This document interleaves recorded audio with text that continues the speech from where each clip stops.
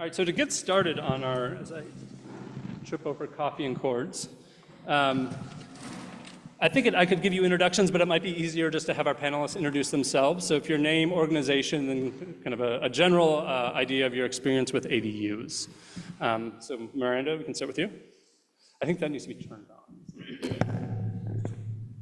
Good afternoon. I'm glad to be here. My name is Miranda Schubert, and I'm here with Tucson for Everyone. It's a local housing and transit advocacy group that I founded in 2021, right around the time of the ADU ordinance, in order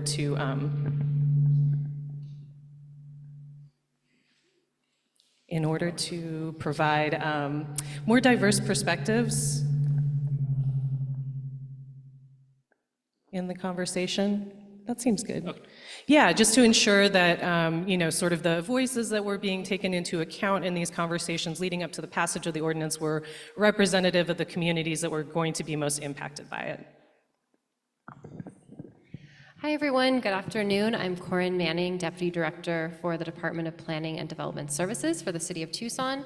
My team and I helped initiate this project. Mayor and Council, of course, initiated the project, but we really were involved in developing a lot of the community outreach strategy and developing the policy itself. And since then have done a lot around implementation that we'll get into in a minute. Hi everyone, I'm Deirdre Pfeiffer. I'm an associate professor in the School of Geographical Sciences and Urban Planning at ASU. So fun to be down here at our sister university, U of A. I have been researching ADUs for about, I was trying to count back, 12 years now. So I've done research on ADUs in the Phoenix region, in California, did some research looking at experiences of ADUs abroad, especially in Canada. So happy to share my insights with you today. Well, you can keep the microphone. So my first question is for Deirdre. Could you just, so with that research and your kind of experience around the country, what role do ADUs play in the larger housing system? Yeah, so first of all, what is a housing system? And I think a really nice parallel is to compare it to an ecosystem. And so just like, in our ecosystems, and we're here in the Sonoran Desert, we strive for biodiversity, so diversity of different species in order for each species within that ecosystem to remain healthy. A housing system, we also need to strive for a similar diversity, but in this case, diversity of housing types, in order for people within that system to be healthy. So just like in ecosystems, we have to deal with issues of monoculture and like monoculture farming, and I think of the vast farmlands from where my husband grew up in southern Minnesota of corn and soybean farming, and we think of those as being able to reap a lot of short-term benefits and yield, but then may not be the most sustainable thing in the long term. We also deal with monoculture in our housing market, and I think the best example of that, just look around here in Tucson and Phoenix, are our single detached home neighborhoods. So what ADUs are, and I think of them primarily this way, they're a tool to repair the monoculture of our single detached home neighborhoods. So what do ADUs offer? I think in kind of like broader planning speak, they're thought of as a small scale kind of infill form of housing. I would also place them as a form of missing middle housing, but Dr. Kuhlman over here is the expert on that, and so he can weigh in. Missing middle housing being the housing density that kind of fills the gap between single detached housing and kind of larger multifamily housing that very much used to be part of our history here in the United States in terms of how we lived and our cities grew, but then became erased in kind of the post-war era for various reasons that Dr. Kuhlman has written about. ADUs are also awesome in that actually, should we define what an ADU is first? Because I realized we didn't. Actually, maybe Corinne, do you want to just offer a brief definition, what Tucson uses? Yeah, so how we defined it in Tucson is a small independent dwelling unit. So I would say the size is probably not as important as the fact that it is a self-contained dwelling unit, meaning it has a kitchen and bathroom. That's really what distinguishes it from just a guest house, which has always been allowed in Tucson, but what wasn't allowed prior to this ordinance was to have that kitchen and bathroom. That's what really makes it an independent dwelling unit. But they are a unit that is accessory to a primary unit, so they're built on a lot that already has has a primary dwelling unit, usually a single-family house, but sometimes a duplex or other type of housing, and usually are between 600 to 1,000 square feet, I would say, is the typical size. Yeah, and I guess the only other thing I would add is there are a lot of different ways to do an ADU. So you can do what's called a carve out. So you take the existing footprint of that single-family detached home and you carve out space within it, like a basement or maybe an attached garage space, an attic space. Basements and attics are kind of rare where we live, but elsewhere that's commonly done. ADUs could also be attached to the primary home, or they could be detached from the primary home, like in the form of a guest house. And I think the attached version, like maybe a garage conversion could be that, but so what do ADUs offer? So first of all, what's really cool about them is that they can support affordability of both homeownership and rental housing. So they can support affordability of homeownership if that secondary dwelling unit, that ADU is rented out and brings rental income into that household. So they can help a homeowner pay their mortgage with the additional rental income coming in. And if they become a rental unit, they can certainly, possibly support affordability of rental housing within a market, but I think we can debate that here today. The other cool thing about ADUs is that they're really great for extending housing security, so they can also offer that. A lot of people use ADUs actually to house family members or to even house friends, or even have as an extra space that provides some slack in kind of like the housing resources that an extended family has if a need arises. And so, a child graduating from University of Arizona, let's say it takes a little time to kind of find the job, or maybe they want to save up to become a homeowner, could go back to the family ADU and live there. And then they can certainly respond to crises that might happen within an extended family when there's a need for emergency kind of housing.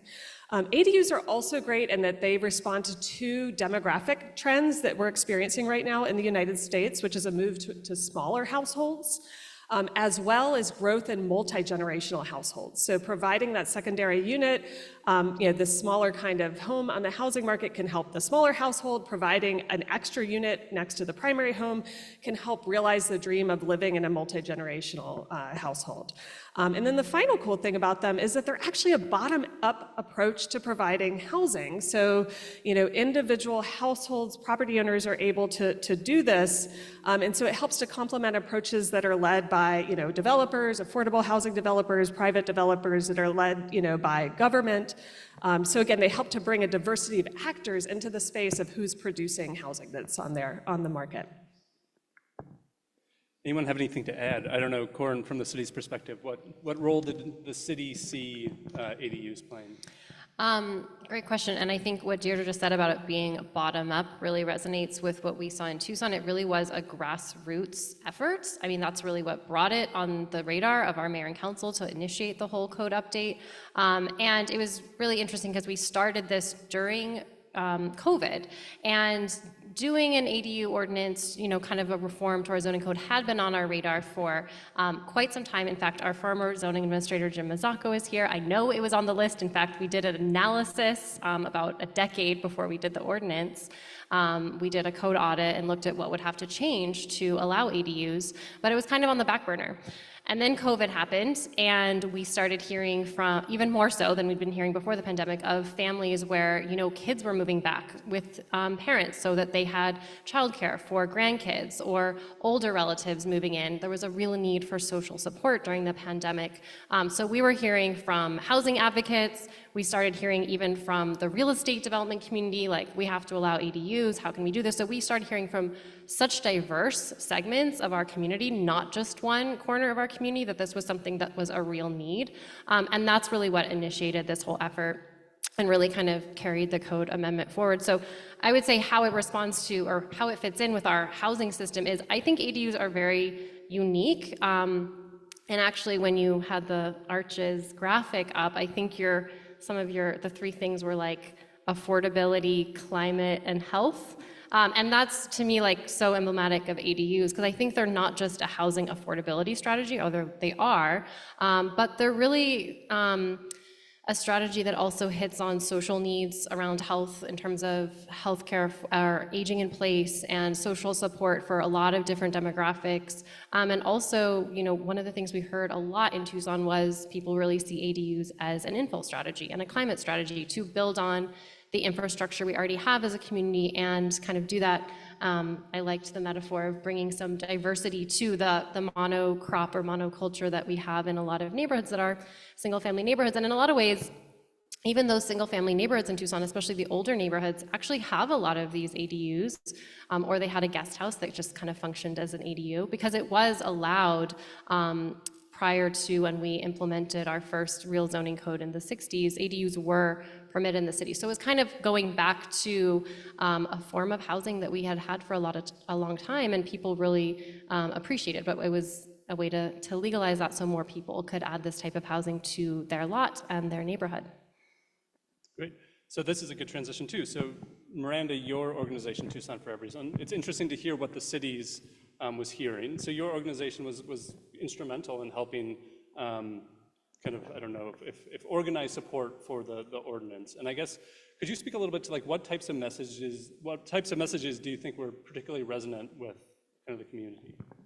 Yeah, I mean, I think a lot of what Deirdre and Corin outlined were messages that resonated with the community, and I think a large part of what we stepped in and served in the role of was connecting the city and connecting information and materials from the city with community members, putting it in accessible language, breaking things down with infographics, and really seeing ourselves as like wanting to collaborate with local government in order to push this forward and make sure it's reflective of our community's needs, because our community also isn't a monoculture. So, and then, Corin mentioning guest houses and ADUs already being in existence. So, I mean, some of the obstacles to this ordinance had to do with fear of change. And so debunking myths about like, this isn't new, these are already existing in our communities, I think went away toward dismantling that fear. So yeah, I think, helping people to feel invited to the conversation, and I think it can be intimidating to hear about housing when you're not a policy wonk or somebody who's necessarily engaged in these spaces before, but being like, it's okay, like this is a complicated situation, it is intimidating to reach out to mayor and council, but we're here to support you in doing that. And so we found that to be a really effective way of getting messaging out about the ordinance. And also humanizing it, so sharing the real stories that reflect the sort of phenomena that we heard about with multi-generational housing and aging in place, caring for loved ones who have health situations, and helping people to understand that these decisions are being made with or without them, and they will impact the ways that they and their families and their friends can grow and either stay in Tucson and thrive or not.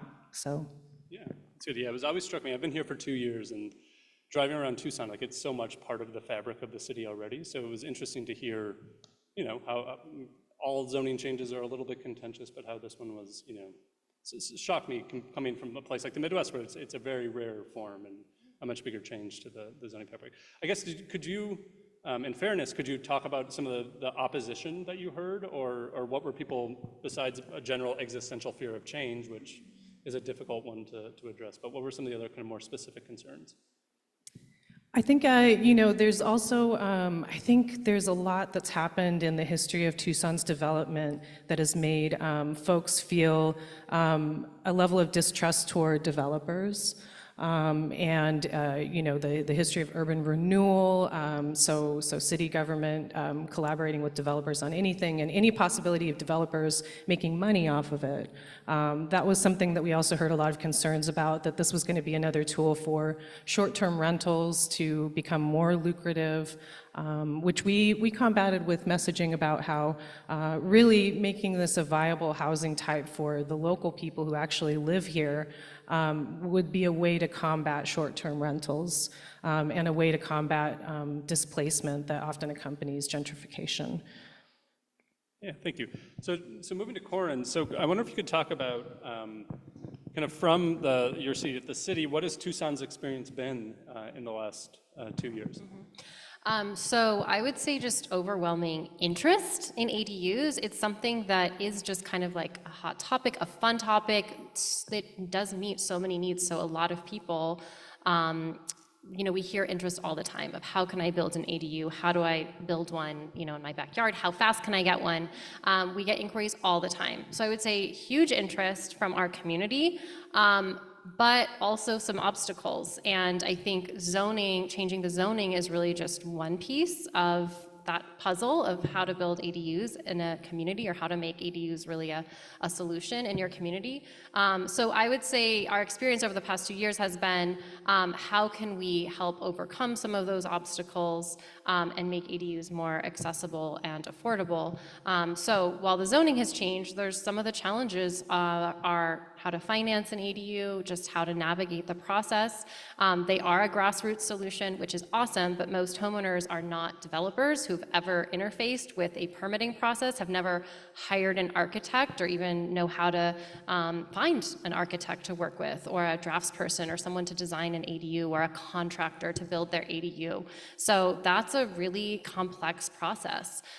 So we've been hearing that a lot, and so some of the things we're trying to do now are really try to make that easier.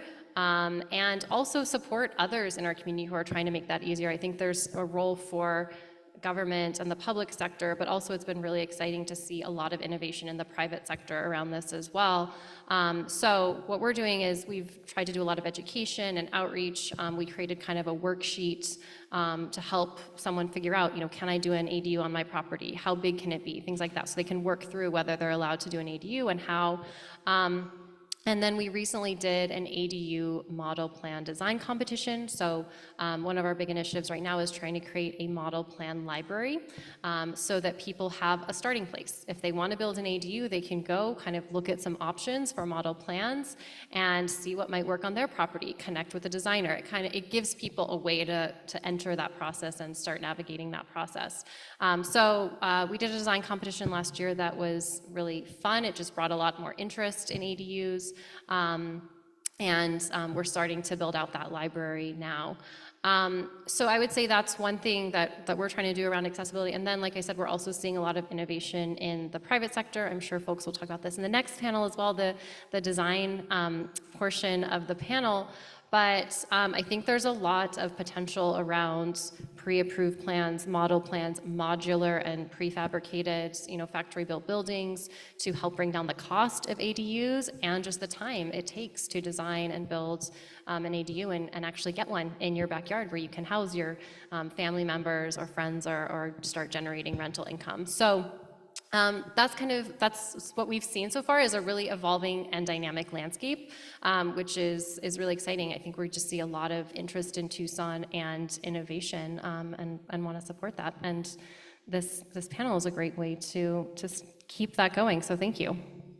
Yeah, it always strikes me with a lot of these types of reforms. It should be not surprising, but it seems to surprise people that it's like a thing we haven't done for 50 years, and then to think it's going to change things kind of immediately overnight, maybe not surprisingly. I don't know, Deirdre or Miranda, do you have any kind of experience from other cities that have, or states that have done similar reforms, and their experience? Is Tucson so atypical in kind of the slow ramp up today? Not a lot. Like the research I did in California was on the state as a whole, and there was just a lot of variation and permitting, and this was before there was, state preemption on localities forbidding ADUs. They had this whole sweep of so California's had several stages of legislation coming through the state. I think going back all the way to the 80s, Kenny, or 70s even. There's different waves, and then there was another wave that came in the later 2010s that really opened it up, and this is where we saw what are they called, JDU, junior ADUs coming through, and so yeah, there was just wide variation in California, but in Phoenix, we just revised our zoning ordinance, to broadly allow for ADUs, and right now in the state of Arizona, this is such a hot topic. What's going to come out of the legislature? Are they meeting today? And maybe they're going to talk about, I wrote down the names because there are all these bills out, but SB 1415 and HB 2720, they're both about ADUs and broadly, opening up the landscape for them, cities over 75,000. So, I don't know if we want to talk more about that today too, but. Yeah, please. I mean, I think it's like there's so few things in housing and development that are really like economies of scale. And I think ADUs are one of the examples where it is. Like if you have, wider adoption, larger markets, you can actually have kind of like, again, hopefully our policy or design panel will discuss this, but innovative design and production techniques that actually make it, the marginal cost of each additional ADU goes down with wider adoption. I don't know if you've had any exposure in. Well, it's funny because I realized that actually as these conversations were leading up to, the passage of the ordinance, it hadn't really occurred to me to look at other cities because it felt so uniquely a Tucson phenomenon. Like it just hadn't really crossed my mind. I really connected it more, I think, with, as Corin was talking about, like Tucson's past and like other ways of sort of developing that did cluster people more closely together, and created different, sort of neighborhood scales of walkability and things like that. So, yeah. So maybe back to Deirdre, I guess this maybe leads well into like, what are the limitations, like what can't ADUs solve?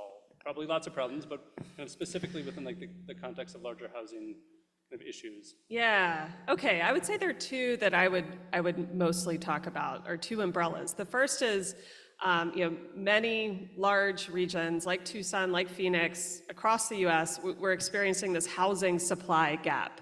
We have more demand for housing than we have housing available, especially housing available at the kind of lower cost range. And so we're scrambling, we're trying to figure out how do we, meet this gap. And I think, there's a lot of desire for ADUs to be like the thing because, they're like smaller scale and they're, this gentle form of density that kind of integrates into existing neighborhoods and homeowners get to decide, whether they come or not mostly, and so it's like some local control there. And I don't know, they look nice. There's like design, I guess we'll talk about next, but they're, Backdoor Revolution, this book that came out, glossy pages and beautiful design. So I think we want it to be the solution. It's not the solution though. The scale of this thing of ADU policy and what it produces is like, I'm gonna be honest, like a drop in the bucket to what the supply gap is. And I was actually gonna turn to Corin. How many permits have you all seen come through since the change, and how does this compare to before the change? So we've had about 100 applications since the ordinance was adopted. About 60 ADUs have been permitted, 5 have been built. So yeah, I totally agree. I don't see ADUs as a huge supply solution. I think it's part of the solution around supply, but that's something we always tried to really reinforce as we were developing this code change was, ADUs are one piece of the toolkit around housing need and housing reform. But they are an important piece, and I think they're important because they serve a unique need. And I guess it's interesting that you said they can get to an economy of scale because in some ways, I'm not so sure. A lot of people are not, I don't know if it is the best scale solution. I don't know that ADUs will ever be our supply solution. How do we create, the 10,000 housing units we need in Tucson, for example? I think a lot of people would say, that's where multifamily and, new infill development or larger scale development is needed as well. But I think we need all of these tools, obviously. And I think ADUs are a very specific solution because they're not just about supply, they're also about all those other factors we were talking about before of the social needs. Like, yeah, that supply is nice, but when actually you just need a unit in your backyard for your mother-in-law, like that's what you want to build. You own a lot, you want to be able to do more with it. So I think it's hitting on a social need that we have. That's also really important, and it's just a way to add that density and infill communities. So I think it's an important tool, but not the only tool at all around housing need or any of those other needs that we have in a community.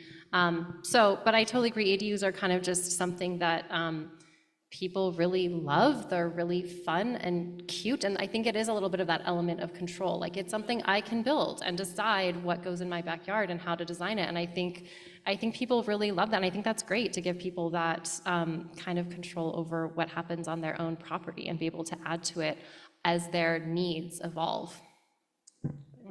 Yeah, So I can talk about one more concern. This is the bigger, well, they're both big. The other is an equity concern.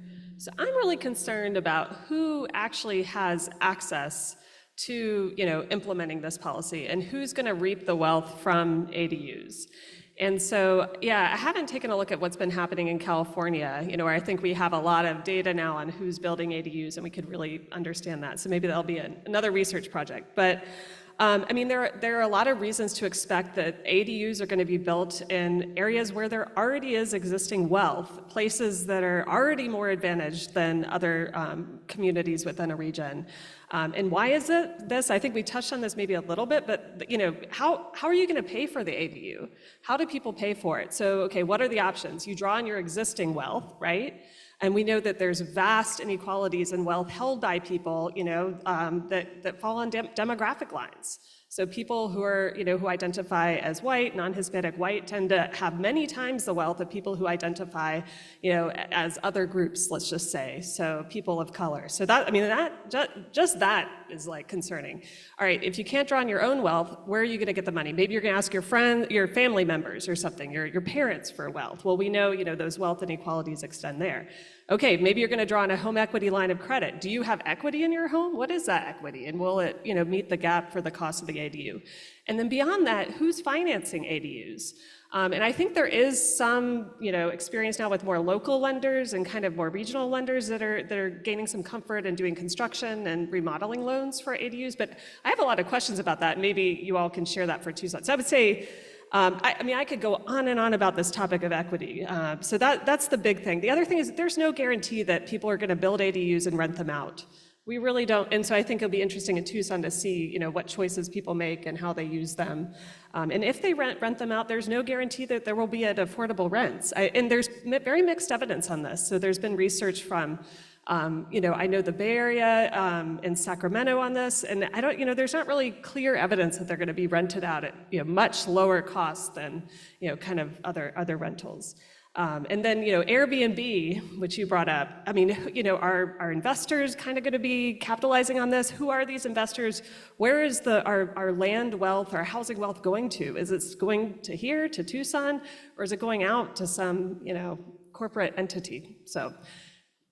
Sorry, I No, that's exploded great. it out. I think that's a good addition. I think that's a challenge with all of these zoning reforms is that you particularly, like the people who have benefited from the supply constraint, kind of globally or market-wide, have very specific benefits from the upzoning, right? So it increases the development option of your parcel. It's going to be particularly feasible on large lots, single family, I would imagine, right? So you don't have to deal with the geometric constraints of a smaller lot. And yeah, it's another, it's a windfall gain for people who have been, benefiting from owning a home for a long time. So outside of like a radical land value tax, I don't know a good solution or if people are really considering that, but I think it's a really good point. Well, just one thing I'll bring up, what could be a more equity approach to, and I don't, I haven't read the Tucson ordinance, so maybe we can talk a little bit about the equity lens, and crafting the ordinance. But what, grandfathering in existing extra legal informal ADUs is a way to kind of deal with this equity issue, because we know that there are a lot of ADUs out there, they're just not permitted, right? So anyway, I'll just pass it on if y'all want to talk about equity and the ordinance and all that. Yeah. I don't know, Corin, if you have anything to. Sure. Well, I'll just say, I think those are great points, Deirdre, and especially those are a lot of the challenges we've seen around financing. How do you finance an ADU? I think a lot of people get sticker shock because when they actually get a quote for what it's going to take to build an ADU, it's not an inexpensive undertaking. And so I think, we'd love to see more lenders and local lenders providing loan products geared towards folks who want to build ADUs. In terms of the ordinance and grandfathering, we do have an amnesty option for ADUs that were built and were never permitted as an ADU. That's what I was wondering. It may be That has northwest been of that. challenging to I implement. know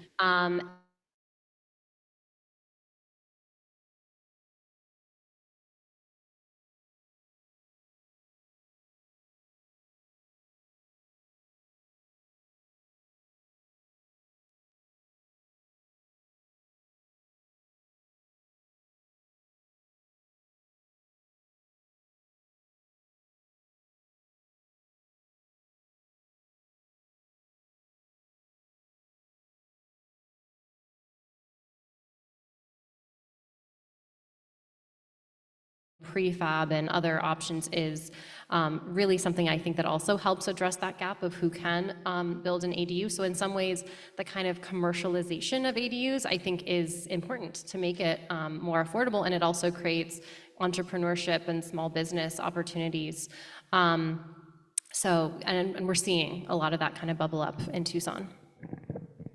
You know, Miranda, did you have any kind of experience with your organizing around concerns about like the equity distribution of ADU legalization? Yeah, for sure. I mean, I think all the points that Deirdre brought up are super valid and were definitely things that we heard when we were organizing. But I think there's different ways of approaching criticism and obstacles, and one is to say we shouldn't bother doing it, and the other is, yeah, those are really important things and we need to tackle that together. And I think it kind of reinforces my belief that we're going to have the best, strongest, most durable and equitable outcomes if we're partnering both within and outside of city government. So the advocates are like coming with criticisms, but also with solutions. And I think it also just reinforces the concept of ADUs as part of an ecosystem of like things that need to happen in order to address housing scarcity and diversify our culture of housing stock. And so I think that like the water we swim in is already one in which developers get to make a ton of money off of housing. So there's a lot of things that have to happen in order to solve that, and not having an ADU ordinance isn't the way to do it. So I think there are other interventions that we should seriously be looking at in order to cut off things like profiting from short-term rentals and out-of-state landowners, you know, owning a bunch of property while people continue to be unhoused here in our own communities for years at a time. So yeah, I think we see it as an opportunity to dig in and make the policy better, and see it as a dynamic process in which we're always learning. Yeah, I always see it, I mean, like with, you know, the solution to housing shortages to build more housing incrementally, each additional unit will drive down the price. I feel like that's true of developers too. The kind of solution to having, you know, ethically dubious developers who are earning kind of a, you know, monopoly rents on their activities is to have more developers and to have legalization of these types of things where it's, you know, an entry point into development that's not, you know, a 40-unit apartment building, right? Figuring out that financing, I think, is a big issue because, you know, that is a barrier that I know that other cities have seen with like duplex legalization. Is it's really hard to get your first loan when you're just starting out in the industry. So I guess, Miranda, like maybe just expanding on that a little bit, kind of what were effective, you know, methods to ensure that community voice was heard in the process and was mobilized in ways that you thought kind of appropriate? I think that our approach really centered on education and meeting people where they were at. So people were coming to the conversation at varying levels of awareness about what the problem was, what this potential solution, like what the impacts might be. And so really coming from a place of here's what's happening, and here are the specific things that are being discussed, and here's specifically how you can weigh in. So really trying to be, again, like constructive and solution-oriented, and again, reinforcing the idea that these decisions are being made with or without your voice, and wouldn't it be better if you said something? Here's how you say something, here's who you email, here's how you would put together a comment at call to the audience. You know, I think sometimes folks are embarrassed to ask questions that they think everybody else knows.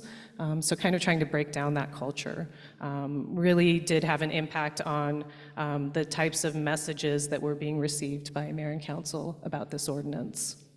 I guess maybe building on that, did you see, I mean, you're maybe an example of this as like, this is a good way to get people involved at a very local level in a kind of a context that they really understand.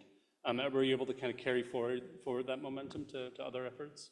Yeah, definitely. I mean, I had been having conversations with friends and colleagues and people that I organize with about housing in Tucson and the need for a pro-housing group to advocate for increasing housing stock, doing things like linking housing scarcity with rising homelessness.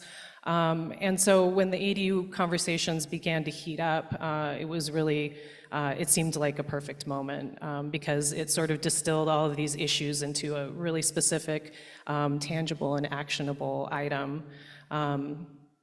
Yeah. Thank you.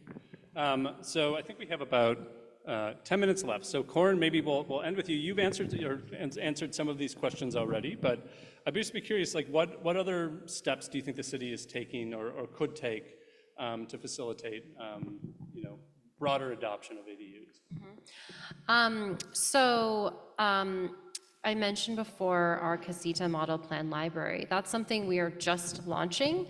And we really do hope that will be a tool that will help kind of ramp up production of ADUs and make it easier for people who want to build ADUs to do so. So like I said before, we're just hearing tons of interest, but that interest translating into a lot of development hasn't really happened. And I think that gap is really the how to navigate permitting, how to navigate construction.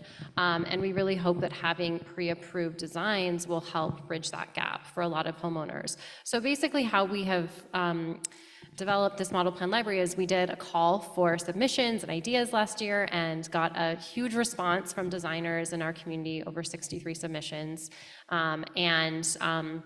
We had a jury select, 10 selected designs to be featured in the model plan library, but really the model plan library is open to all submissions from designers, and we're getting a lot of interest, from a variety of folks. And so basically how it works is those plans are pre-approved. So they go through a building review process, and then you can utilize those plans on your lot, working with a designer.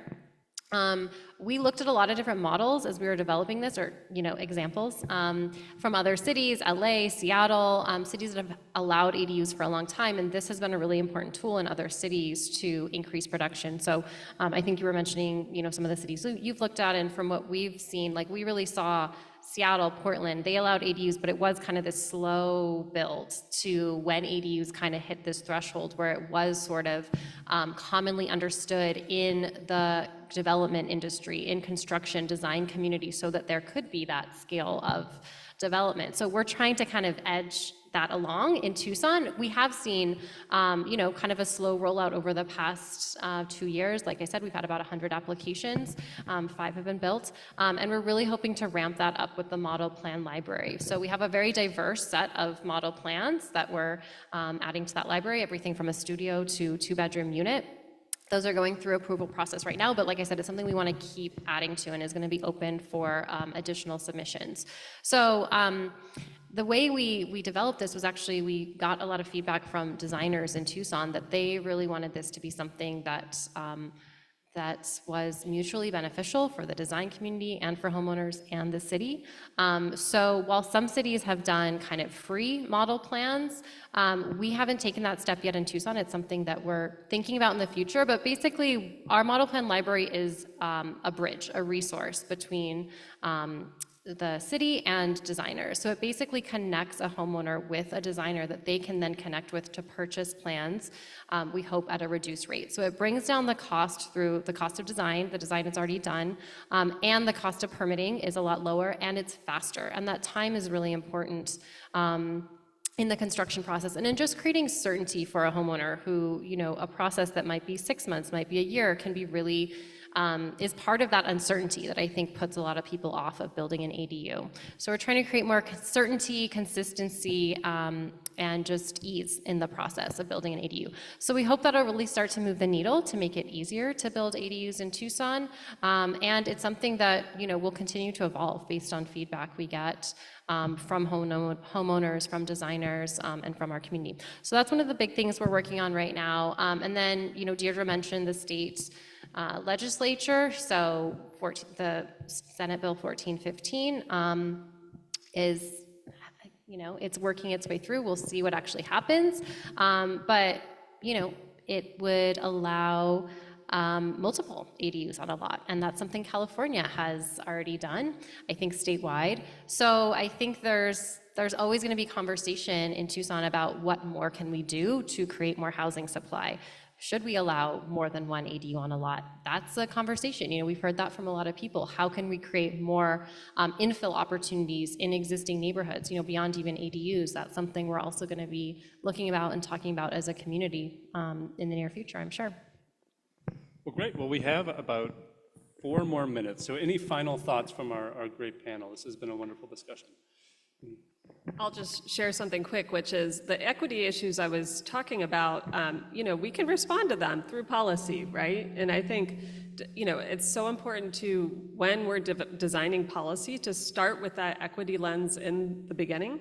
And I'll just say, the American Planning Association, because I know we probably have some members here on the call, they have an equity and zoning policy guide now, which is a great resource. They also have some other resources related to equity. So how do you go about, integrating this right at the start of your, policy development process?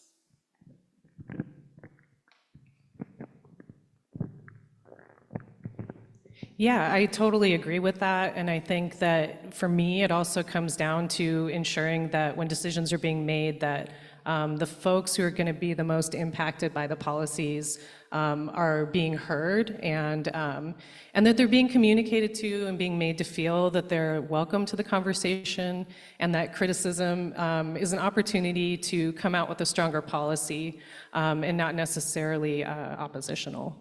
That it leads to stronger outcomes. So hopefully we can just continue to develop the policy and make it better. Yeah, I think it's such like the irony with all of these types of reforms is that like the benefits are so diffuse. In certain situations, in other situations, very concentrated, and the harms are very diffuse. And so trying to actually figure out what is the community, who is impacted, I think is something that organizations like yours and the city are very keen on kind of expanding. And I think that's the next step for any kind of zoning reform that we're considering across the country. All right, well, thank you so much for the great conversation. So we have about 5 minutes to transition over. Use the bathroom, grab coffee, tea if you're in the room, and then we'll reconvene for the design discussion. So.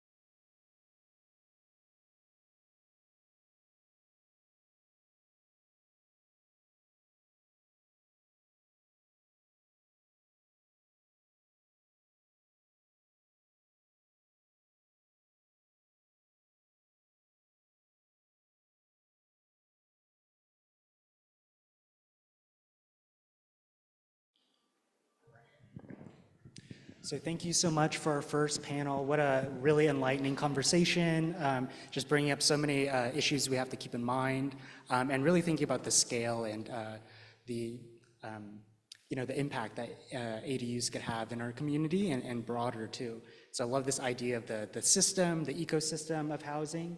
And after hearing a lot about the policy and what these ADUs are, hopefully we'll get a few more visuals now as we dive into the design panel. So my name's Kenny Wong. I'm co-director for ARCHES, also a lecturer here in CAPLA, our College of Architecture, Planning, and Landscape Architecture.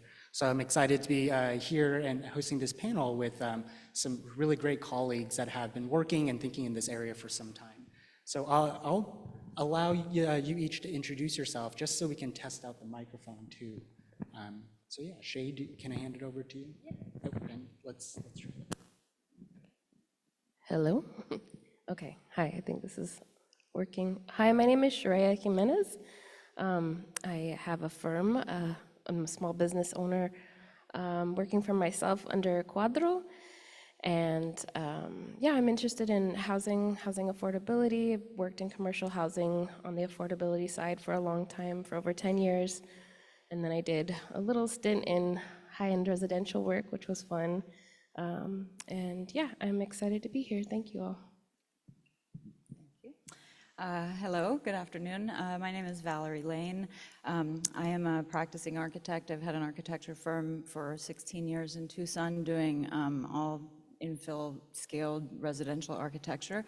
I have a real estate license and own a company called the Urban Infill Project, where we build and sell pre-permitted ADU plans. I'm also a lecturer here in the College of Architecture, teaching building technologies, structures, construction, a little design studio. So, yeah. That's great. Ryan Smith, nice to be here. Thanks for the invite. I direct the School of Architecture here at CAPLA, professor also. I'm a native of Arizona, just came back 2 years ago. I've been doing research, particularly in the production of housing, the modes and methods and policies around production of housing for a better part of 20 years, and very interested in how this applies to Tucson, so I'm glad to be here. And I'll have you hold on to the mic there, Ryan. I think it'd be nice to with your work, thinking about this innovation space around ADUs and housing, I was hoping you might be able to open us up and share what the landscape looks like here in Arizona. We've heard about California, Washington, some other places that are really thinking about production. Yeah, I'll hand it over to you to kind of set the stage for us. Sure. Kenny asked me to put together a few visuals, so is it ready to go? Is that okay? Yeah.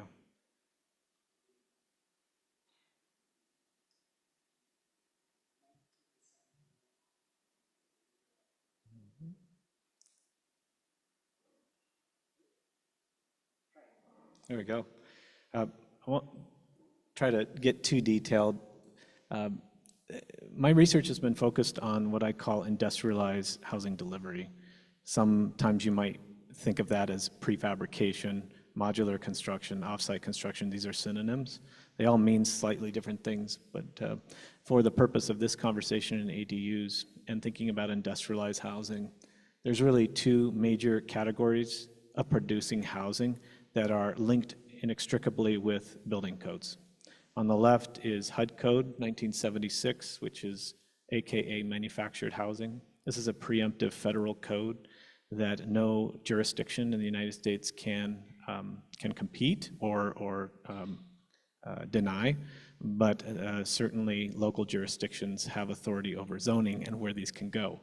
And then these are produced by three major manufactured housing suppliers in the United States. 1 in 11 new single-family detached houses in the U.S. today is a manufactured house. In the 90s, it was 1 in 9. So that shows you the scale of this industry. It's quite large. On the right is ICC regulated model code, IRC or IBC code housing. This is built to the standard code that any other housing would be built to. They come out of the factory 50 to 80% complete. The big distinction between these two is not only a preemptive code, but the IRC and IDBC as a model code is adopted by a local jurisdiction.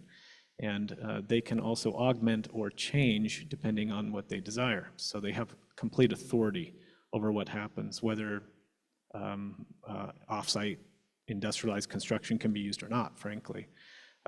Now, what's been happening around the country is some really interesting things. On the right, there are states, 35 of the 50 now, that have a statewide, what we call enclosed building code or a factory-built code that regulates the one on the right. So the state is trying to be preemptive over the cities and municipalities so that there's a greasing of the skids to get these in delivery. That being said, doesn't always work that way. There's a lot of challenges and barriers regarding regulatory codes in this space. Some other interesting things that are happening is you have companies like Clayton, one of the big three manufactured home suppliers. I think they're owned by Berkshire Hathaway, that has done something called cross-mod. It's basically a HUD code or manufactured home code stretch. When the chassis has to stay with it through its life, that's in the preemptive code. But they are super insulating these to be comparable to an IRC or IBC code, and now stacking them 2 stories. And so there's this idea that can we use a preemptive federal code to overcome those regulatory challenges while at the same time delivering a preemptive code so we don't have to be challenged by the authority having jurisdiction. Really interesting things happening there. There's a company called Villa Homes out of California that does a turnkey solution for ADUs that uses the HUD code to deliver those products, which is a really interesting idea. And then the big 3 suppliers are tapped into those model plans and they can develop them. So that's something that's going on that's quite interesting. I can stop there. There's a lot of, I don't know if there's anything else. Oh, I was just gonna share that these 35 states, it's really challenging for an industrialized housing producer to scale because they need aggregated demand. Think of car manufacturing. To keep the line going, you really need to have that demand. And the cycles of construction are not the cycles of manufacturing. So how those things conflict is really challenging. This is why industrialized housing producers continue to fail, is those cycles don't align. And so this shows from the ICC all of the different flavors of how state codes work with regards to industrialized housing delivery. And so how does one manufacturer who's trying to deliver to 3 states standardize their product line? They can't. So I've even been in the state of Virginia where on one side of the street they use PEX tubing and plumbing, on the other side they use copper. And how do you standardize that on a line? You can't do that. And that's what a company has to do when they're producing one product. So, and I'm not going to go into any more detail, but just to say the code officials at the local level have the legal authority to accept or reject the application of any new building product or system innovation. They can be the ultimate showstopper. And this is in all my research, 20 years, the fundamental reason that I see industrialized housing has not scaled is because of regulatory challenges at the local level. Thank you, Ryan. So I think, again, presenting some of the challenges of scale and what this industry, as we're imagining it, being one part of the solution for our housing crisis, how, there's different economies that are needed. And I think we'll come back and bridge across this idea of scale. And Shay, I was hoping you could ground us in some of what you're seeing in Tucson as a really community-based and oriented designer. So if we dive down into the level of the household, what are you seeing from some of your clients that are interested in this type of housing? Yeah, so I grew up in Tucson. I'm from Tucson, and my family's been here for 5 generations. So, in that time, we've been here before there was a zoning code, which is interesting because a lot of homes were built before also it was implemented. And so when you go and talk to, and I still live in the South Side. I grew up in the South Side. I live in the South Side. And I will say that in Tucson, we have a very divided and segregated economy, but also socially, it's also very divided. And if you're south of 22nd, you know you're south of 22nd, and you are very aware of that growing up socioeconomically. But also it translates in a really interesting way in the building economy.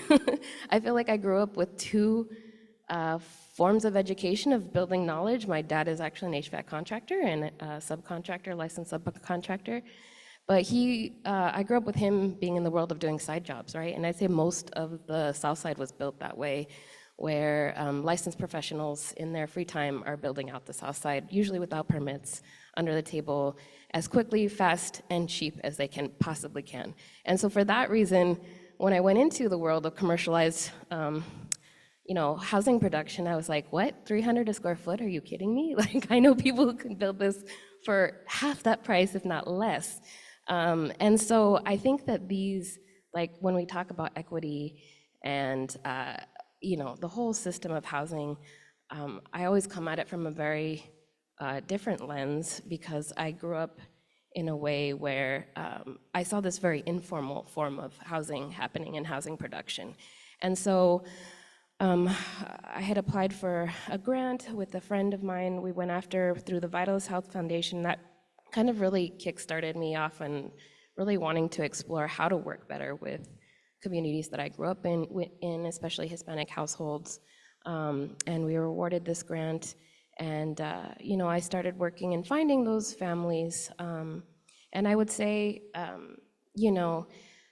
the needs of Hispanic families are the same as they are for any other family, but even more, I'd say culturally, some elements really rise to the surface when it comes to intergenerational households. That's always been happening in our communities.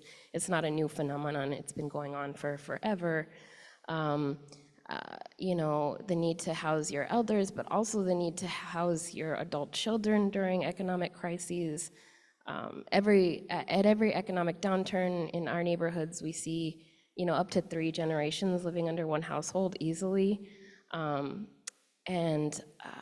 Other needs, it's just the need to produce fast, quick, and cheap with as little bureaucracy as possible, which I find is really tough to do. Again, I don't feel that there's a huge gap. I will say that there's just a huge gap between people who typically get permits and then folks who come from the neighborhoods I come from, and their willingness to even show up at the door and participate in that way is even less. So I think, that's where definitely I think also just there being a lack of, in general, people of color in the design profession. I get sought out a lot because people just type Google search, are there any Hispanic architects in Tucson? And there's very few of us, but a few.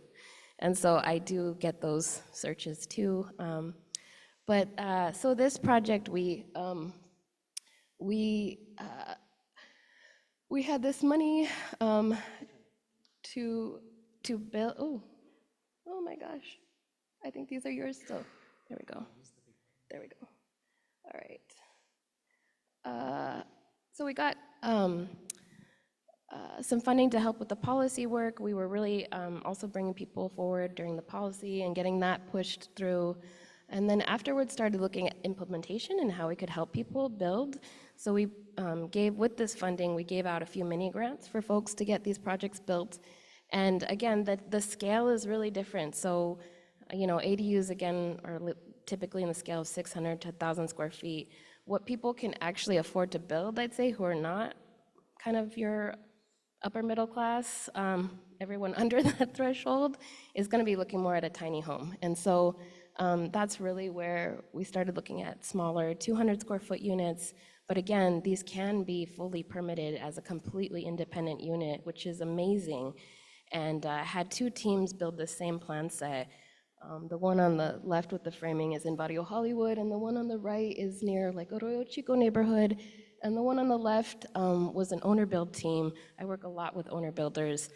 That's another way I see people being able to participate who typically can't participate. Again, just the way I grew up with people being able to build themselves, call in their friends. And this was organized by someone who worked at the food bank who was a volunteer coordinator, and it literally was built the one on the left by Ashley Edgett and her and the community. And it went up in like 3-4 months, was incredible. And they probably built it for right around 55,000, again, which is just incredible numbers to see this happen and the power of community when they come together. On the right, the same plan set was built by a contractor, smaller local contractor here, Evaristo Varo, with Cooperation Construction, and he built this unit faster, right? Because he's skilled labor, and but for more expensive. I think it came in final price around 65,000. So, but still, really great numbers, really amazing work accomplished out of all of this, and then, but I also do, kind of more middle income kind of housing for folks. I also do units for people who have bigger budgets, and these are all custom, but also I reuse plans a lot as well and just adapt them to the specific site and needs of the client and the situation. And that's been really fun. These are two. This one was just under 1,000 square feet, and this one was right around 600 with the loft. Yeah, it's been really fun. I love working directly with homeowners. I don't work with any developers, or it's very much been, as everyone was mentioning, a grassroots effort. It's been really cool to see builders, interested in this, mostly younger. It's been really cool. So, thank you. Thanks, Jay. Just really underscoring too the diversity of who's able to access this kind of development space, who can build, and cost and size being a huge part of that. And so I want to turn it over to Valerie to share a little bit more about the urban infill project, this kind of another scale of intervention where designers and architects are thinking about how to scale up their own practices and work. I'm going backwards, I think. Oh, there. Okay, so I think I'll kind of maybe bridge a little bit between the presenters that we saw a moment ago and then some of the realities of how people are actually building these pre-permitted plans. So I have a business partner who's not here today named Lisa Bowers. Lisa is she called herself an expediter or a liaison between developers and the city for almost 20 years. And that's how I met her 16 years ago, actually. She's dealt with my permitting for me for all these years. And we were on the stakeholder committee for the city of Tucson when they were working to legalize the zoning code. Shay was on that group. And it was made up of some architects, builders, a lot of historic neighborhood representatives, things like that. So I think there were 75 people on that group, and so it felt like nothing short of a miracle that we had an actual workable legalized ADU code at the end of it. I would also like to say that in all my years of working in this kind of design, architecture, this is not new in Tucson. People have been building guest houses since before I was here, since Shay's family was here 5 generations ago, and the real distinction between an ADU and what we might call a sleeping quarters is the oven. So it's not even a full kitchen. So we really were working to shore up the, I'm sorry, did I do some, oh, it's here. Oops. Wait, I just can't see it over there. Okay. We're on a delay. So we really were working, I think, in that stakeholder group to like close a loophole that people were be seen as a safety risk if they're putting in an oven after the fact. So, and then again, they can't be taxed. They're not seen as a unit by the city. And so there's many reasons to work within the confines of the rule sets to make these houses legal. And then again, that is helpful for homeowners when they turn around and want to sell a property. So when we started the urban infill project, our goal was really to create to serve a need that people wanted this kind of housing and they wanted to do it legally, and also to create a resource center to make it easier for homeowners. The reason they hire someone like me or Shay is to walk them through the process, to do the drawings, but we're very expensive. Well, we can be. We're expensive because they think, you know, I always, one of my favorite things to tell clients sometimes, it's like hiring an architect and building a house is not the same thing as buying a couch. This is very expensive and it takes a very long time. So, and people overcomplicate it too, these small houses. So again, we heard from the previous panel, ADUs are one tool that we have in our tool bag. They're not the answer to our housing crisis. I go around and give these presentations to realtors and brokers a lot. I started the Urban Infill project. Well, we've been public for 10 months. We've sold 16 sets of plans so far. We have 5 under construction right now, and another handful of site plans either underway or getting started soon. So we are connecting people and creating, you know, an accessible way. We use the word empowering the community a lot. We want to empower homeowners. We want to empower builders, young drafters and designers to come up into this industry as well. The city has done a very nice job through this ordinance to, again, create these opportunities, and their Casita competition and now their online library is sort of another way to open up some new avenues for people coming into the industry. Anyway, I talk about to the, you know, the world of realtors. We have a lot of people in this industry that are doing flips, right? They're just, they're locals. Sometimes they're from Phoenix, but they're trying to come up, you know, they're trying to make $1, and they don't really understand the impact on our community. They don't understand exactly the impact of quality. So, and then we have neighborhood people who get very vocal about, like, say, a 100-unit apartment complex that's going to come in and be built, right? These things are emotional for people.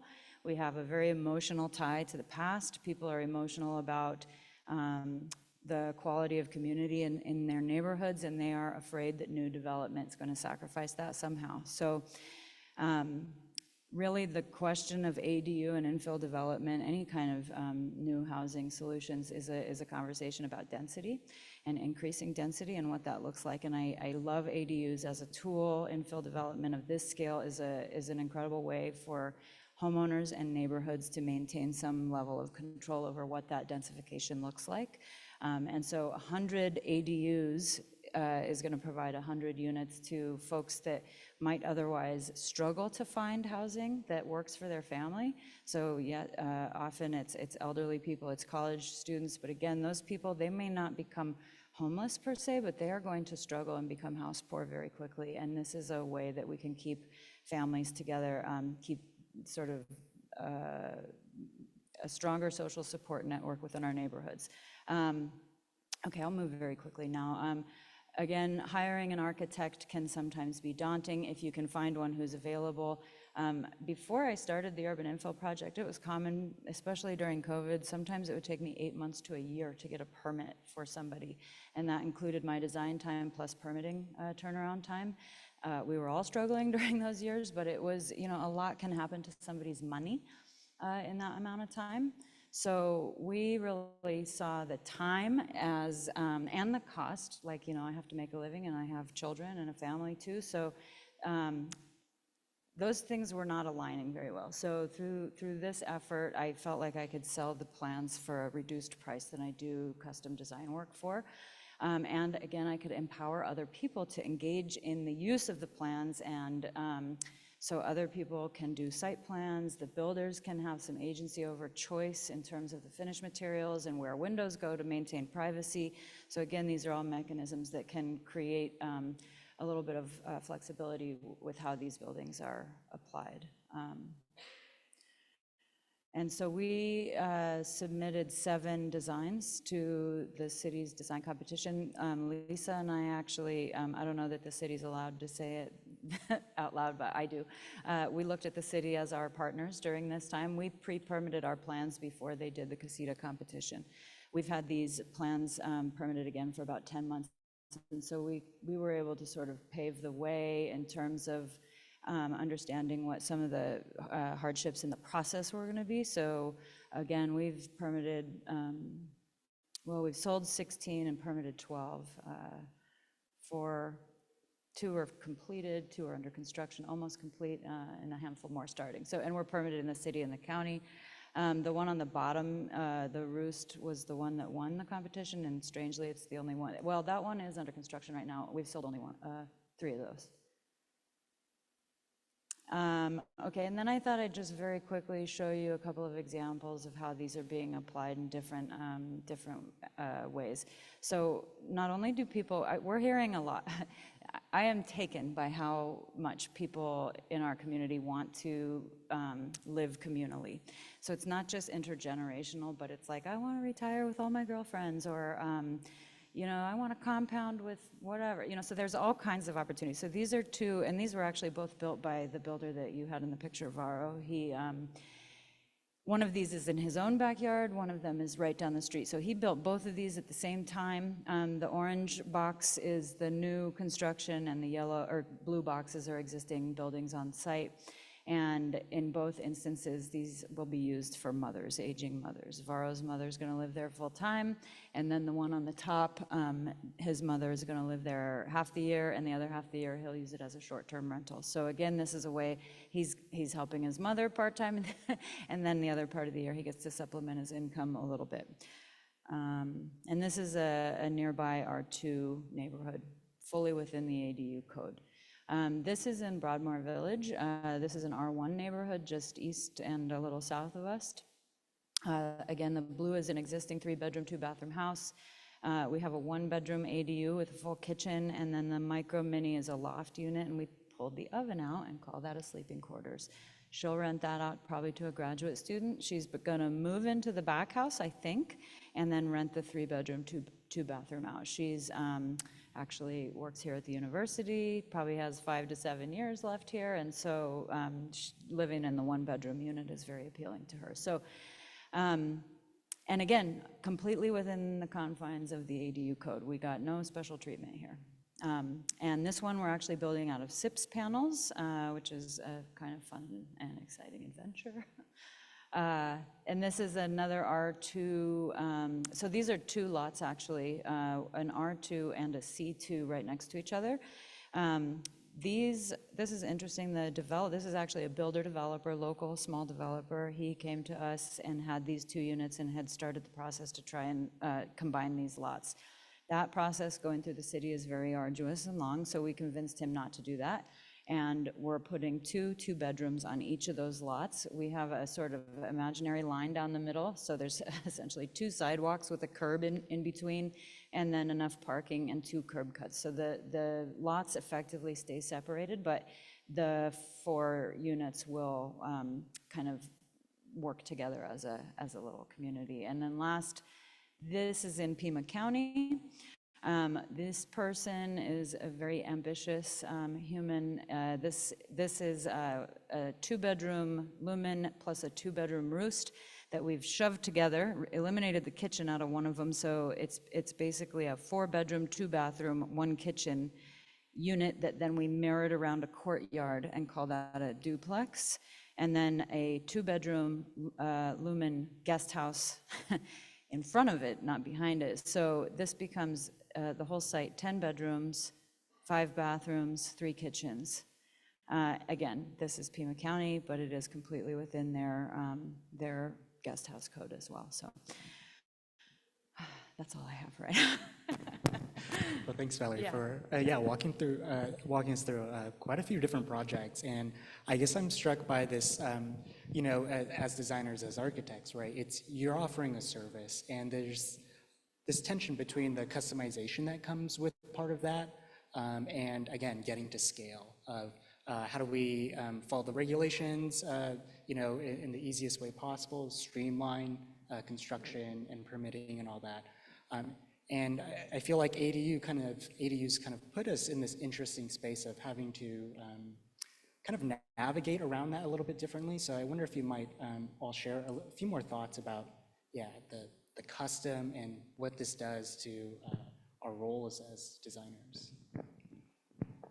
I'll quickly touch on that and then hand it over.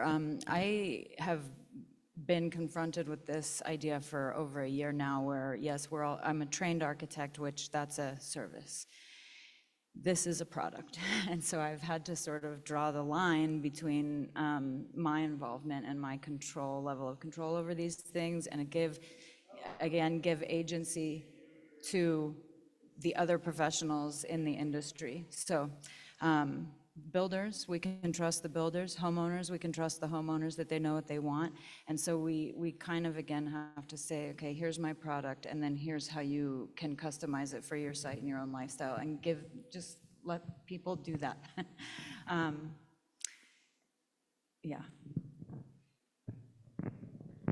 Yeah, I would say it's a similar process in the design process of letting go of control. I think that's the real big difference for me, going from the commercial side of housing, where I was working with a developer or a nonprofit.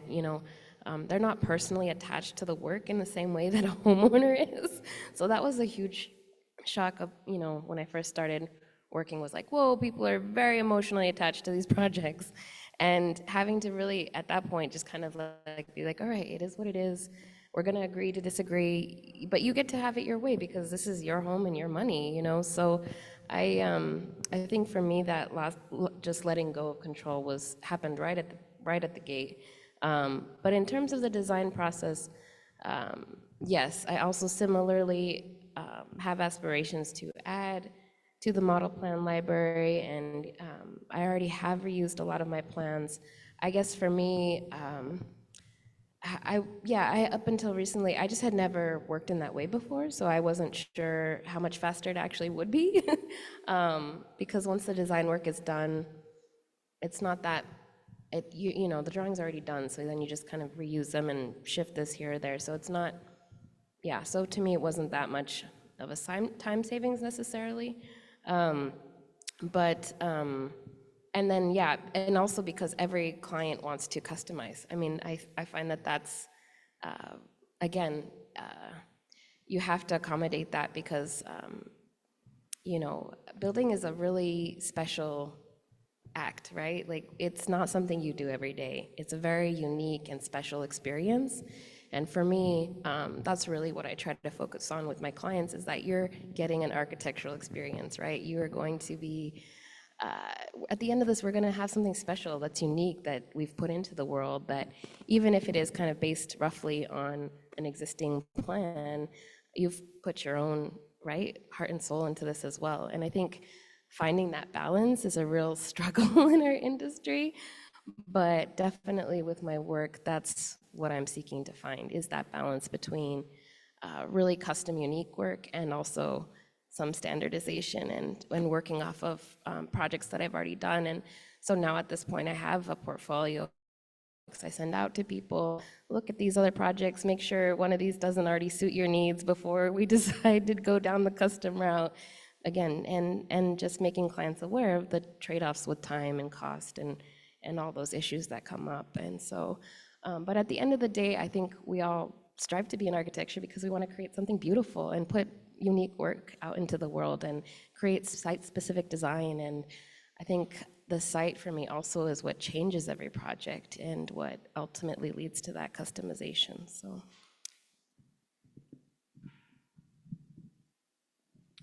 I direct a school of architecture, right?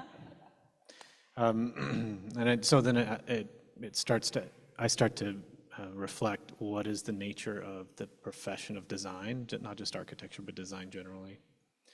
And how does that interface with this question of production? And I've been writing a lot and just wrote a piece for Harvard Joint Centers of Housing Studies called Modularization Precedes Digitalization. And the basis of the article is suggesting that the nature and the role of a designer it needs to change amidst the housing crisis. And in particular, I think in two major ways. The first one is the nature of design is not necessarily one of bespoke custom design for a unique client and their needs, which we want to do, but rather the configurability of what I call a product platform. So if you think about any other product that's produced out there, your iPhone that you have in your hand, it has evolved over time since 2014, right? Every year there are customer inputs that suggest how that should be refined. Well, we have no mechanism other than an architect to do that. What is a way that we can get continual feedback upon the work that we're doing? But also, could there be a set of components and elements that are pre-designed and have intelligence that can be adapted to any given situation? And then ideally, those are then feeding the production system, right? And that there's intelligence there about that. That's how it scales. That's how other manufacturing industries work. So if we truly want to leverage manufacturing thinking in design and construction, we have to start thinking differently about how we design things. That's what I fundamentally believe. And then the role of the architect is to set up that system of intelligence and components and elements and how they come together, and then is to work with a client, with a homeowner, to configure those appropriately, right, and save that time. And so it's a lot of front end work.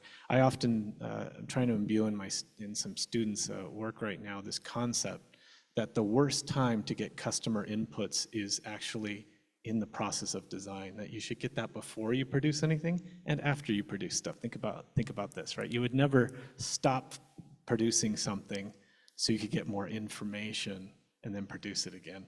So this is a different way of thinking, and I'm hoping that we can start to do that at the University of Arizona, think about it differently, especially when it relates to something needed, which is housing. There's no way to produce at scale and bring down cost unless we think about this differently.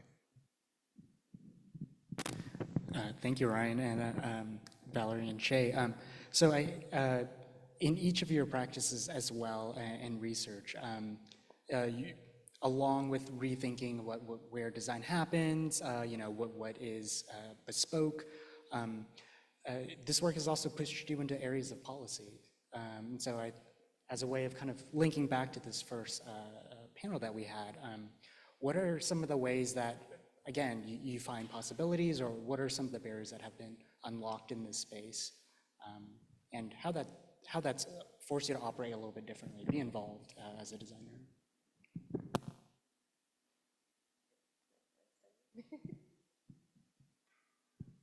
Yeah, I started out with this whole ADU journey in policy. I really wanted to see a zoning change. I think that there's again, I mentioned how much work there is to do, and I hope, in my career and profession to be a bridge, right, to the Hispanic community, because I feel like there's so much education that needs to happen around how our voices do need to be heard and how we do need to participate, especially when it comes to land use, which is just not a part of the culture at all at this point in time. And so, but for myself, growing up in these spaces, and I'm like, well, I can be that bridge. And so for me, I just see how zoning is primarily used as a weaponized tool for neighbor against neighbor. I mean, practically speaking, that's how it's used in Tucson. It becomes this very, and even racially charged sometimes, where people are just complaining about the loud, noisy person of color who just moved into the neighborhood, so whose weeds and all their habits are affecting the value of people's property. And so I think that there's a long way to go so much work in policy needed to really detach that personal element out of zoning. It was never supposed to be a tool that it should be a very agnostic tool. I think, Corin kept using that word during her presentations, and I completely agreed. A house is a house, whether or not it gets, used by someone for Airbnb or their family member or whatever it's used for.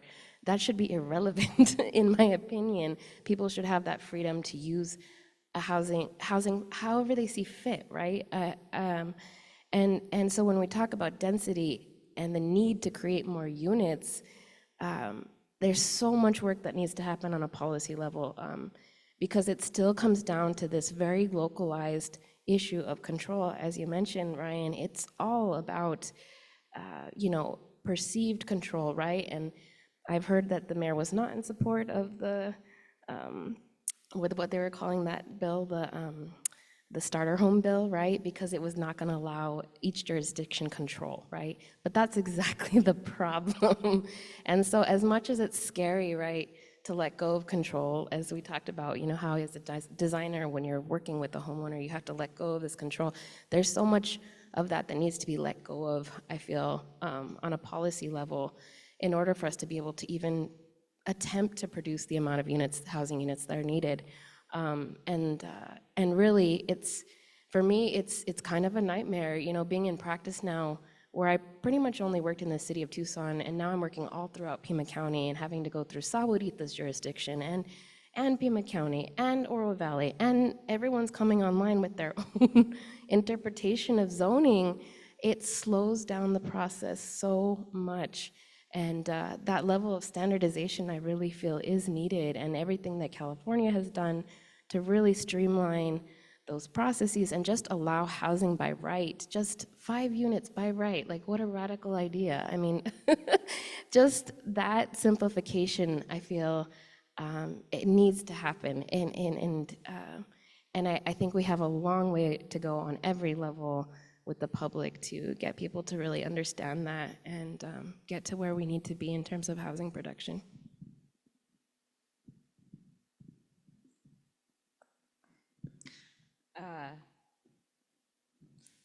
What's the question? Yeah, again? what was the original? How thinking for your ADUs is kind of, and this work has led into engagement policy, not something we normally do in education. Like, as we're having this conversation, I'm struck by 2 things that, you know, my career is changing right now in the last couple of years, and I keep feeling lately like it's time to be really good at one thing, you know, and then there's this voice from my past that's sort of like, architect's job is to know a little bit about every single thing, right? And now, at the beginning, I introduce myself, and I have the architecture license and a real estate license, and I own this company, I own that company, and I teach here, and I do all these things. And now I go give presentations to realtors to teach them about the value of the kinds of development that we should be doing. And I teach homeowners why the process is the way it is. And I talk about the zoning code and help people to try to understand why we have it in the first place, and the idea of safety and what are the building codes here for. And there's also a past with the zoning codes that are not so pretty to talk about and look at. And yet we have this set of rules. When we started the urban infill project, it was selfish because we saw the government saying, we want to have an online casita library. And we said, you're never going to be able to do that. Well, not never, but you won't be able to do it as fast as we can. So we did it, and not because we were trying to beat the city, I'm pointing at Corin, but because we felt like we could be more agile. And it's true, we can be more agile in the outside of the government processes, but the reality is these are the rules. We also have financial sorts of rules that we talked about. You were talking about equity earlier, and so we're not just trying to educate the public or provide a pathway toward how do you get a permit. It's also how do you get the money? How do you find a builder? How do you have a good design that's going to serve you through the future? How do you not end up with something that's going to fall apart next year or cost you too much to heat and cool in a year from now? So I always think that I'm working on the very fringe of the rules. In real estate, we talk about property as every single property is unique. Every single property is unique. And at the same time, we want to standardize construction, we want to standardize lending, we want to standardize buildings, we want to standardize processes, while also my property is unique and it's worth money and I can sell it when I'm done and it's part of my livelihood and it's also where my family lives and it's also the heart and soul of blah, blah, you know. So all of this stuff together is the reality. And so, yes, we as designers are trying to strive toward a, like, I don't know, standardization of process, while also giving people the ability to like make their own choice and have agency. So I don't know if I'm getting better at doing a lot or a little or bridging the gap, but if I had a piece of advice for the education of the future architects, I think two things are incredibly important. And number one is that you reach out and be part of the community and actually work with, understand, and build empathy around what communities and homeowners and even small-time developers, real estate agents, money people, like what are people going through? What is their motivations? And then second, I say learn about money, learn about business. That is one aspect that I think is missing in architectural education. That's all. That's a good ending. That's good. Great question. I'm just going to pick up on what Val was saying about, I think you hit two aspects there at the end, you know, what designers are having to, what they need to know and what they need to learn. And much of this is not something we can teach in school because it's so embedded in everyday practices of actually having to do the work, right, and the stakeholders that can't be simulated in an educational environment very well. But the two aspects are, I like to refer, at risk of losing your attention, Karl Marx, who talked about in capitalist theory and socialism theory that ultimately, in order to control the production of something, you have to understand the means and methods of it and the contextual capital that drives it, right? And that includes policy. Traditionally in design education, we don't do either very well. We teach about making shapes and forms and thinking about people, that's good. We don't really learn how do you service that through technical agility as well as understanding that policy and capital context.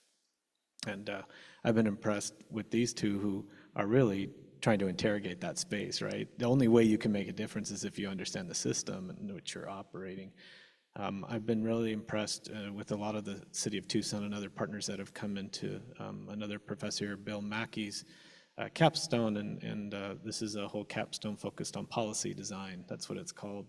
So what is the role of planners, urban designers, architects, landscape architects to affect policy and advocate? And sometimes when we inherit something, say, oh, I can navigate within this building code or within the zoning code, it's another thing to stand up and say, I'm going to change that because it needs to change for the cause of equity and realizing greater affordability in housing. I think that's what I'd advocate for, is how do we encourage our students and future professionals to do just that? Well, thank you so much to our design panelists. Let's give them a round of applause. Invite our first policy panel to return up here, and we'll field some questions from the audience and the room. Yeah.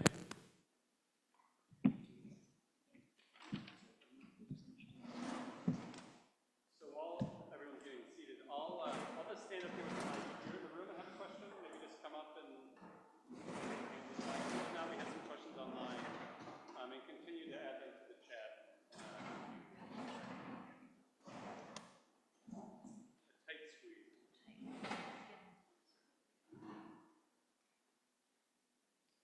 Anyone in the room? Questions, putting you on the spot. We can let those simmer. Do we have one from the chat, Kenny, to start us off?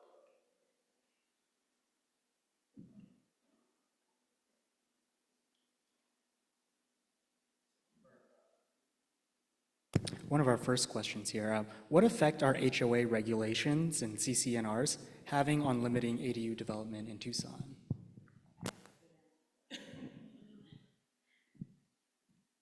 They are stopping the process completely. Most HOAs do not allow ADUs, and they have the ability to say no. Now, we are, again, proactive in our public presentations. We try to educate future HOAs to include infrastructure for ADUs. The biggest issue right now, existing neighborhoods with HOAs typically don't actually have enough infrastructure to support additional dwelling units. So if they have the space physically, they probably don't have the utility infrastructure in place. So that's an expensive accommodation to make. But again, there's a lot of HOA, there's a lot of planned communities that are like, the permitting process and construction process for these things is very, very lengthy. So any that are proposed now, it's a little late if they don't have it proposed for, but we do try to encourage these kinds of developers to include infrastructure, future infrastructure for ADUs. Yeah, I mean, just to reiterate what Valerie said, zoning can't override HOA rules because those are private agreements, so HOAs can restrict, prohibit ADUs. What I will say, I mean, that's really great that you guys are connecting with new HOAs to make sure or encourage them, advocate that they allow that. I mean, I think something that's interesting is that some home builders are starting to build ADUs as part of some of their products. Lennar is doing this. I think a few other home builders are including often their internal ADUs. They're kind of like mother-in-law suites. So some home builders are doing that. I don't actually know if then they allow in those HOAs future ADUs, or they just want their own product to be built and not others. But I would say in general, there's like a really big geographic divide in Tucson between where HOAs are and where we have neighborhoods without HOAs, and it's pretty much anything built after like 1980 is an HOA. It tends to be more like east side of town, sometimes southern parts of the city. And they don't often have as much opportunity either for housing, kind of like Valerie's saying, usually those are smaller lots that don't always have the space. So I think most of the opportunity is more the central neighborhoods, older neighborhoods where we have lots that are 8,000, 9,000 square feet, and there's definitely room for an ADU, although you can do an ADU on smaller lots as well. But I would say that they kind of naturally don't fit as well on some of those communities with HOAs. Not to say there isn't some missed opportunity there, and I think that's a great place for advocacy. Yeah, I was just going to say, I mean, we have to remember, I mean, HOA rules, I mean, who initially set them, right? These were developers largely. Where are the developers getting these rules and these ideas? I don't even know. I think that's a research question.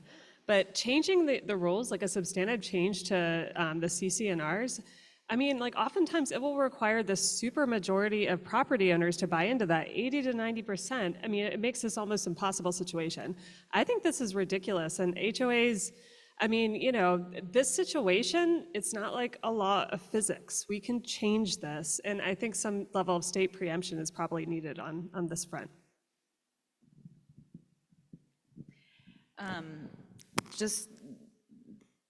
I mean, HOAs and developers, I don't think that they're all out to do evil necessarily. And so part of the change that I think is required is a community-wide mindset change around how we think about value and community.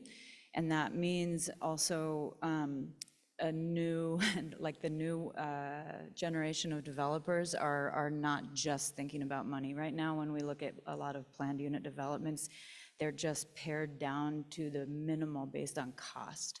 So when you say you need to build in infrastructure for ADUs, they're gonna look at that in terms of finances on a pro forma, and every single decision comes down to the upfront cost right now. And until, like, as an entire community, society, whatever, we're looking at value in terms of things broader than money and wealth, like what is the value that our community will have from these kinds of developments in the future. That's, I think, the more effective way to talk about how we're gonna affect change. And it's lofty. We all have to be on the same page. It's romantic. And I'm going to bundle a couple of other questions that they're very related that came out of the online attendance. So some cities seem to be having some success preventing ADUs from being used at short-term rentals. I think Phoenix is in reference here. How are they going about doing that? And what kind of code efforts are happening to make sure that ADUs generally are benefiting owner-occupants and residents versus out-of-state investors, or again, being used for short-term rentals? I actually looked at this topic a lot when I was looking at the policy because I had concerns that were brought up previously about gentrification and developers. But what I've come to believe about policy now, especially being in practice as a small business owner, is that it's very counterintuitive. You would think that more policy and more regulations will achieve the end that you were looking for. In this case, what some communities did was put owner-occupied restrictions on ADUs, but in the end, you're actually really super limiting the market, right? And then that market no longer becomes even viable. So, you know, we always have to look at things right through both lenses of, I think that's what's interesting about being an architect. You're always balancing private and public interest, right? And looking at both from both lenses. And so for me, you know, so many middle-income families depend on Airbnb income, right? Like it's just a reality. People are supplementing their incomes now with this money they're getting. And so limiting that, how many people are you also now putting an economic hardship on? I think that the better policies that I saw out there really got at the root of the problem, which was let's put a luxury tax on these units, right? Let's not disallow them, but let's look at how we restructure money, right? And the distribution of wealth. And I think fundamentally any really amazing equity argument I've read always comes down to taxes, which is like the least sexy subject you could possibly talk about in social justice. But really, like, yeah, we could just tax that as a little extra tax and then put that into the housing trust funds and have a, you know, permanent funding source for our housing trust funds, which are desperately lacking funding, and we can use the problem to then provide a solution. And I think that type of thinking is where policy needs to head, and not this, well, you can't do this, this, and this, which is where everyone kind of wants to go with policy, which I feel is not productive. It ends up inadvertently harming economies and communities that you didn't realize you were harming. And for me as a small business owner, it's like the more bureaucracy you throw at me and my clients, the less likely we're gonna even be able to navigate this project and make it happen. You know, if you need a lawyer to figure out the zoning, how is that affordable to people who are on limited incomes and limited budgets? I'm going to pass this down to you guys, but I'll just say quickly, the owner occupancy regulations are really difficult to actually do and regulate. And I haven't seen any way that the city or county can actually effectively monitor that. So. I was just going to say, I've looked at, you know, the kind of property transaction data, and people lie all the time about living there, but. I'll just say, to be clear, the state has preempted local jurisdictions from regulating short-term rentals, so that's not something we can do at the local level. But what some cities have done is looked at owner occupancy requirements, as people have mentioned. And that's something that was brought up in Tucson when we were developing our ordinance, but we really didn't recommend that for the reasons Shay mentioned, which is that it becomes a huge barrier for someone who maybe is looking for financing for that unit. And, you know, banks, lending institutions, they don't want to see a deed restriction or requirement. So it actually can, as you're saying, Shay, can make it harder for a homeowner to access the funding that they need to build an ADU. So we saw a lot of downsides, and we also saw that other communities that had started with an owner occupancy requirement for ADUs initially, usually after a few years, tried to remove that because it was so limiting for ADU development. So we don't have that requirement in Tucson. We do not have an owner occupancy requirement for ADUs. Well, we're right at 4 o'clock, so please join me in thanking our panel again. This was a wonderful conversation.